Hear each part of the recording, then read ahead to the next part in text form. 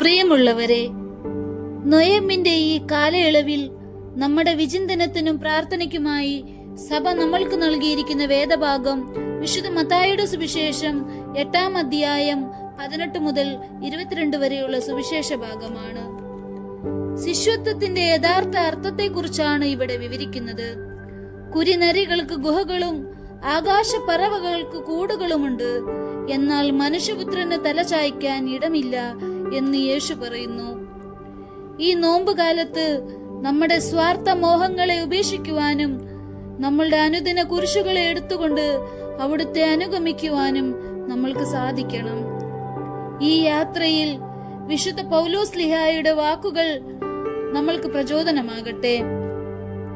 ഞാൻ ക്രിസ്തുവിനോടൊപ്പം ക്രൂശിക്കപ്പെട്ടിരിക്കുന്നു, ഇനി ഞാനല്ല, ക്രിസ്തുവാണ് എന്നിൽ ജീവിക്കുന്നത്.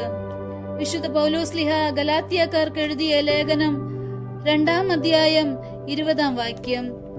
വിശുദ്ധ പൗലോസ്ലീഹയെ പോലെ നമ്മൾക്കും നമ്മളുടെ ജീവിതങ്ങളെ ദൈവഹിതത്തിന് പൂർണ്ണമായി സമർപ്പിക്കാം. നോമ്പിന്റെ ഈ ദിവസങ്ങളിൽ നമ്മളുടെ ഹൃദയങ്ങളെ നവീകരിക്കുവാനും മനസ്സുകളെ രൂപാന്തരപ്പെടുത്തുവാനും ആത്മാക്കളെ പുനർജീവിപ്പിക്കുവാനും നമ്മൾക്ക് സാധിക്കട്ടെ. നമ്മളുടെ അനുദിന ജീവിത കുരിശുകളെ ഏറ്റെടുക്കുവാനും യേശുവിനെ അനുഗമിക്കുവാനും അവനിൽ വിശ്രമം കണ്ടെത്തുവാനും സാധിക്കട്ടെ.